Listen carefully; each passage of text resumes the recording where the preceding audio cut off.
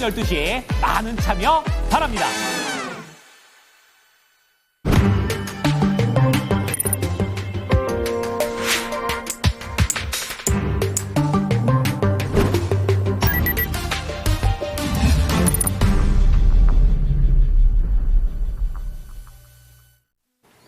네, 연준 와처 시간입니다. 이코노미 21 양영빈 기자와 함께하도록 하겠습니다. 기자님 안녕하십니까? 네, 안녕하세요. 네. 자, 이 연준 이야기를 참 많이 다루고 있는데, 현 연준 의장 제롬 파월의 임기가 내년 5월까지입니다. 이미 지금 차기 연준 의장 자리를 놓고 누가 차기 연준 의장이 될 것인가 이런 이야기가 참 많이 나오고 있습니다. 현재 2명의 후보가 좀 유력하게 거론이 되고 있거든요. 첫 번째 인물이 바로 크리스토퍼 월러 연준 이사고 케빈 워시 전 연준 이사이자 지금 쿠팡 사회 이사입니다. 그러면 이 둘의 이야기 좀 들어보도록 하겠습니다. 이 두 사람이 경제 전망과 또 금리에 대한 의견 어떻게 갖고 있는지 설명해 주시죠. 네, 일단 이 두 분은 다 이제 지난번 트럼프 행정부 시기에 임명된 분이고요. 예. 그러니까 트럼프가 직접 이렇게 뽑은 사람들이죠. 그러니까 다 이제 트럼프하고 인맥은 뭐 굉장히 예. 좋은 사람들인데요. 먼저 이제 크리스토퍼 월러, 이분은 현직에 있어요. 네. 지금 이제 연준 이사라고 그 거머너라고 하는데요. 이게 7명이 있습니다. 여기는 항상 그 상임 이사직으로서 FOMC가 열리면 여기는 항상 들어가요. 그런데 이제 지역 연준이 또 12개가 있잖아요. 예. 그 중에서 일부가 이렇게 돌아가면서 그 FOMC에 참석을 하거든요. 그러니까 어떻게 보면 이제 일종의 현직 프리미엄이 굉장히 있는 분인데 이분은 이제 이번에 12월 CPI가 뭐 나름 좋게 나왔잖아요. 예. 그래서 이제 곧 이거는 이제 PC가 당연히 영향을 미치니까요. 하락을 예상할 수가 있고 그래서 이제 지금 시장이 예상하는 거는 올해 한 번만 인하하는 걸 예상하고 있는데 서너 번도 가능하다. 네. 아주 좋은 소식을 그렇죠. 얘기를 해줬어요. 그리고 빠르면 3월에도 가능하다. 오. 뭐 이 정도까지 얘기를 해줬고요. 근데 이렇게 얘기하는 게 어떻게 보면은 어떤 이제 물론 이분들이 굉장히 뭐 훌륭한 경제학자들이시고 네. 어마어마한 전문가이기도 한데 이제 트럼프 행정부에 계속 잘 보이는 그런 게 있겠죠. 네. 내가 생각할 때 이렇게 얘기해야지 다음에 내가 되겠구나라는 의식을 안 할 수가 없습니다. 안 할 수가 없겠죠. 예. 그다음에 이제 이 케빈 워시 이분은 뭐 재미있는 경력이자 쿠팡 현재 사회이사입니다. 그렇습니다. 그리고 근데 이분이 약간 다른 얘기를 했어요. 인플레이션은 여전히 높다. 어허. 그 얘기는 그러면 뭐 금리 인하를 하지 말아야 되나 하는데 그렇죠. 그게 아니라 이제 뒷얘기가 중요해요. 네. 그럼 인플레이션이 왜 나왔냐? 이거는 방만한 재정 적자다. 그러니까 그 바이든 행정부가 너무 많이 재정을 풀었고 예. 그리고 이제 또 본격적으로 연준을 비판을 합니다. 어떻게 이제 파월 체제를 비판하는데요. 어떻게 비판하냐면은 야, 너네 인플레이션이 원인이 뭐라고 계속 너네들 얘기를 했냐. 자, 처음에는 코로나라고 얘기했다. 그 다음에는 러시아, 우크라이나 이런 지정학적인 이 불안 때문에 생겼다. 그 다음에는 공급망 붕괴로 인플레이션이 잡히지 않고 있다. 이렇게 얘기했는데 이제는 니네가 뭐라고 얘기하냐. 이제는 트럼프 관세라고 얘기하고 있다. 아주 이제 반전을 이루는 이런 얘기를 한 거예요. 네. 그래서 뭐 관세는 인플레이션에 영향을 주지 못할 것이다 이렇게 얘기했는데 현재까지 이 두 사람의 발언은 보면은 굉장히 저를 제발 뽑아주세요 하는 그런 것 같고, 근데 좀 더 점수를 준다면은 네. 저는 월러 이사가 좀 더 현재 데이터를 갖고 얘기한 것 같고요. 케빈 워시는 아무래도 이제 밖에 있으니까 좀 더 센 얘기. 그러니까 기존 바이든 행정부와 제롬 파월을 비판하는 그런 얘기를 한 것 같습니다. 네. 자, 방금 전에 말씀해 주셨다시피 크리스토퍼 월러 이사 금리 인하를 더 횟수가 생각보다 좀 많아질 수도 있다 이런 발언에 시장에서는 상당히 환호를 하게 될 수밖에 없습니다. 정말 그 많은 사람들이 특히 투자자들 입장에서는 가장 눈여겨보는 요소가 금리 인하에 대한 기대감인데요. 자, 그래서 이 금리에 영향을 미치는 요인들이 참 우리 시장에서 눈에 띌 수밖에 없습니다. 월러 이사 발언 외에도 CPI 관련된 이야기가 참 요즘에 가장 많이 주목이 됐습니다. 어제 시장 상승에 좀 큰 영향을 했던 것이 CPI일 텐데 이 12월 CPI에서 우리가 좀 주목해야 될 부분이 있다면 어떤 것들 봐야 될까요? 네, 원래 이제 예상은 3.3%였는데요. 네. 이게 저거죠. 그러니까 그 근원 CPI예요. 근데 이게 3.2%로 나왔어요. 근데 그거를 잘 보면은 좀 약간 어이없어요. 뭐죠? 왜냐면은 예. 이걸 정확히 이제 12월 그걸 보면요. 정확한 수치는 3.2483입니다. 그런데 연준은 정확히는 이제 노동 조사 통계청이죠. 거기서는 CPI를 발표할 때 소수 두 번째 자리에서 반올림을 해요. 네. 그러면 그 얘기는 뭐냐면은 3.2483에서 저기 빨간색 83 있잖아요. 거기는 버려요, 일단. 오. 그럼 3.24 되죠. 예. 그 다음에 3.24에서 반올림 하면은 4니까 그냥 3.2가 되는 거죠. 아, 저렇게 따지면. 예, 네. 예. 그래서 3.2가 나온 거예요. 근데 이건 원칙이에요. 네. 그러니까 뭐 원칙을 뭐라고 할 수는 없는, 이게 원래 반올림의 원칙이고. 근데 그 원칙이 없다면 다른 해석도 가능할 수가 있다는. 그런 거는 아닌데, 그러니까 이제 이거 뭐 수학적으로 반올림이 이렇게 한다, 이렇게 이제 정해놓은 건데요. 네. 이걸 보면은 0.0017만 더 나왔어도 예. 굉장히 작은 수치죠. 어. 그러면 그게 얼마가 됐냐면 3.2500이 돼요. 네. 그러면 반올림하면 3.3이 됩니다. 네. 그러니까 이제 이게 어떻게 보면은 0.0017이라는 만분의 17이죠. 정말 여기에 미미한 시장을 차이. 구했다. 아하. 이렇게 볼 수가 있습니다. 그렇습니다. 와, 12월 CPI 그냥 단순하게만 그 결과를 좀 받아들였는데 숫자를 좀 깊이 있게 따져보니까 이게 생각보다 좀 아슬아슬했다 이런 생각이 또 듭니다. 자, 그러면 우리가 또 이 얘기도 해봐야 되겠습니다. 자주 반복되는 이야기입니다만 미국의 부채 한도 관련된 이야기를 풀어볼 수밖에 없습니다. 미국 재정 부채 한도를 꽉 채웠는데 부채 한도 현황이 어떤지도 좀 살펴볼까요?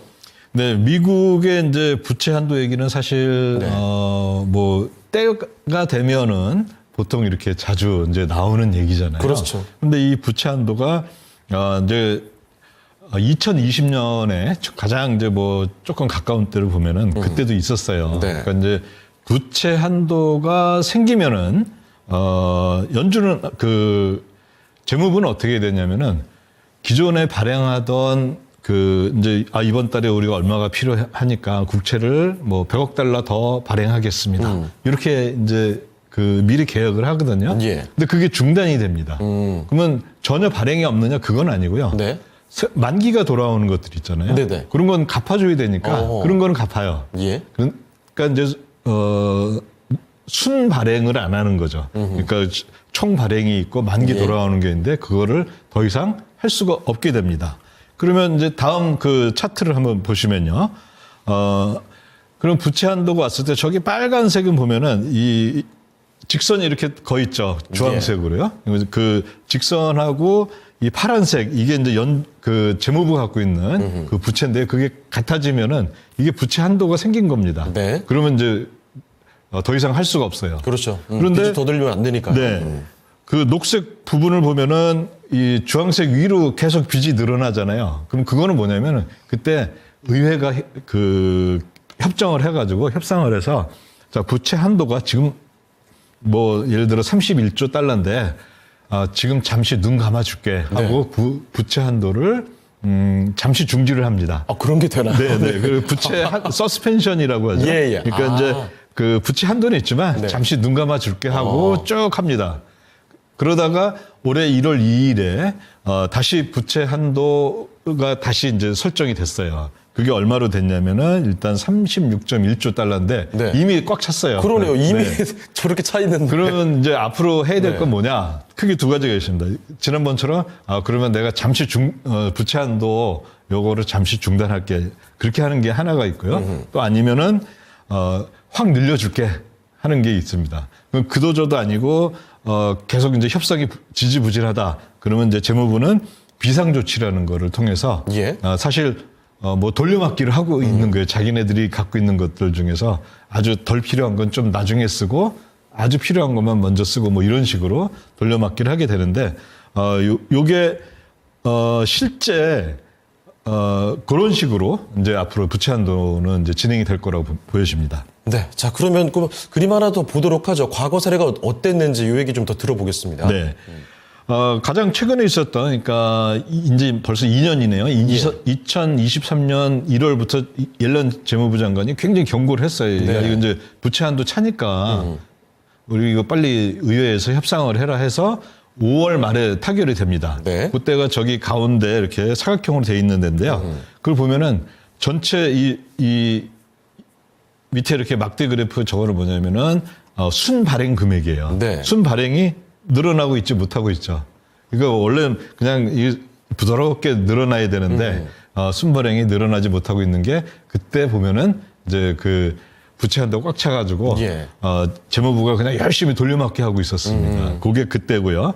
현재를 보면은 최근에 1월 2일부터 이제 부채 한도가 다시 설정이 됐잖아요. 마찬가지로 최근에도 국채 발행량이 크게 뭐 변화가 없죠. 그러네요. 그러니까 이제 새로 순 발행을 못 하고 있는 그런 상황입니다. 네. 자, 이 부채 한도와 관련해서 과거의 데이터까지도 이렇게 살펴드렸습니다. 참고해 보시고.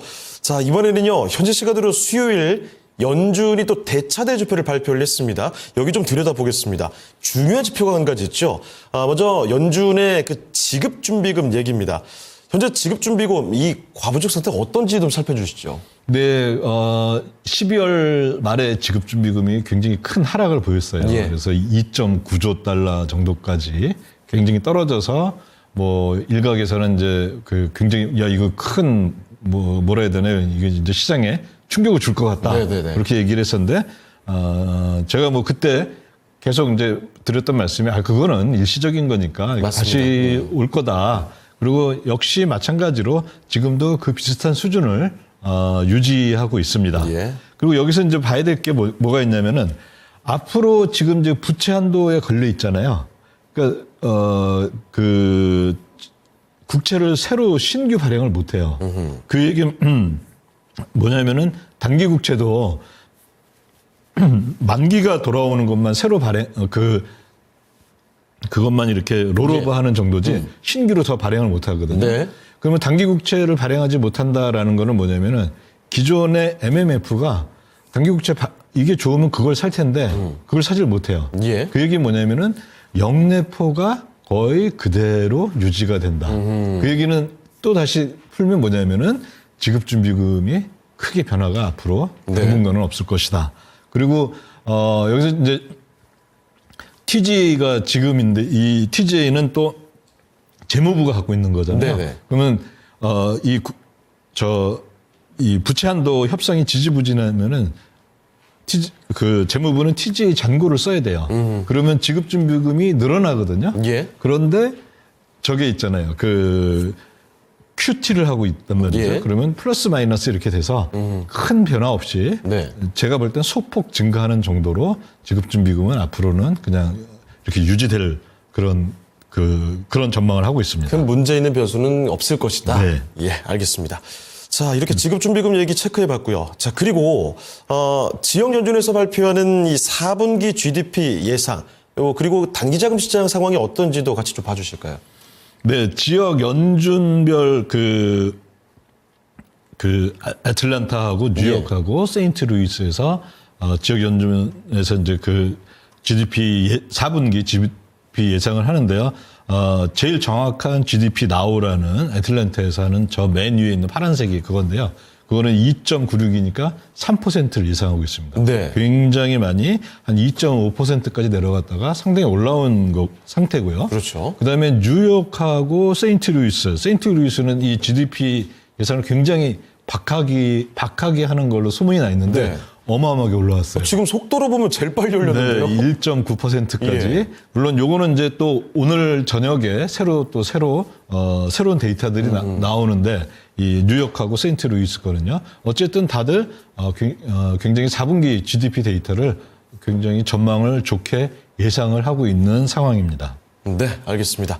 자, 지역 연준별 4분기 GDP 예상 경제 지표에 관련된 흐름도 살펴봤습니다. 자, 그리고 사실 저희가 지난주에 그 신용카드 사용의 그 이야기를 좀 주로 다뤄봤잖아요. 그런데 유튜브의 영상을 보시고 그 댓글에서 구독자분께서 질문을 한 가지 좀 지적을 해주신 부분이 있습니다. 12월 은행의 신용카드 사용액은 쇼핑 시즌이라서 증가했을 것이다. 이런 지적도 나오기도 했는데 이 관련해서 좀 어떤 생각 갖고 계시는지 살펴주시죠. 네, 그 말이 뭐 틀린 건 아니고요. 네네. 당연히 뭐 크리스마스도 끼어 있고 하다 보니까 쇼핑 시즌 뭐 응당 수군이 됩니다. 네, 그게 이제 네. 우리들의 이제 그 보통 생각인데요. 예. 이 데이터는 제가 봤을 때 이제 은행의 월별 신용카드 데이터라는 것은 이제 다음 차트에 이제 나오는데요.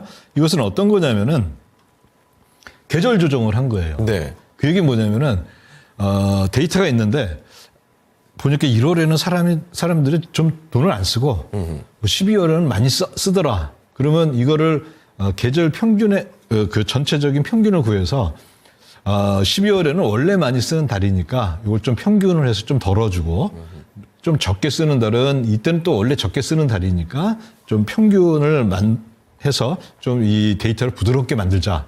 근데 데이터를 부드럽게 만든 이유는 단 하나입니다. 그러니까 어떤 이 데이터를 보고 정책을 펼 때 갑자기 이게 늘었어. 그러면 우리 뭐 금리를 올려야 돼, 뭐 내려야 돼 할 때 그때 이 데이터가 어떤 계절 영향 때문에 이게 많이 큰 변화가 있다면 그것에 갖고서 우리가 판단할 수가 없잖아요. 예. 그럼 그런 것들을 없애준, 그러니까 계절 조정을 한 데이터라는 거, 요거를 꼭 이제 숙지를 하셔야 될 것 같고요. 그러면 요 차트는 어떤 거냐면은 2019년부터 2020년 데이터는 뺐습니다. 왜 뺐냐면 그때는 너무 이 데이터들이 들락날락 해가지고. 코로나 때문에 그런가요? 네. 예. 그래서 19년부터 2024년까지 월별로 맨 앞에가 1월 이렇게 순서대로 이렇게 한 겁니다. 그럼 예. 쭉 보시면은 2024년은 보면은 12월은 말씀하신 대로 많이 쓰기는 해요. 그런데 더 많이 올라갔죠. 그러면 이 얘기는 뭐냐면 이미 계절 조정을 한 건데 많이 올라갔다. 이 얘기는 뭐냐면 그냥 이게 쇼핑 시즌 때문에 올라갔다. 요거보다도 다른 이유가 있었던 거예요. 아하. 제가 봤을 때 또 많은 전문가들이 생각하는 건 뭐냐면은 사재기 하고 있다. 네. 왜 사재기를 하냐? 관세 때문에. 아, 미리. 네, 미리. 그래서 이제 그런 얘기들이 많이 나오고 있습니다. 그리고 이거는 어제 발표된 그 필라델피아 그 제조업 지수가 있거든요. 그게 예상이 마이너스 5였는데 무려 43이나 이게 찍혔어요. 네. 어마어마하게. 마이너스 5에서 그렇게. 예상, 시장의 예상치는 한 이 정도 될 거야 했는데 43이나 찍혀가지고 한 5년 이래에 가장 많은 증가폭을 보였는데요. 예. 그것도 보면은 이제 뭐냐면은 그거는 이제 제조업체 그 생산 지수거든요. 네. 그럼 제조업체들이 오더를 많이 한 거예요, 주문을. 그럼 제조업체들 주문을 왜 많이 했냐? 미국의 제조업체들이 자기의 제품을 다 뭐라 해야 되나요? 그냥 다 자기들이 만드는 게 아니잖아요. 예를 들어 중간재나 이런 것들은 어디서 수입을 하는데 수입을 제일 많이 하는 데가 바로 중국이잖아요. 네.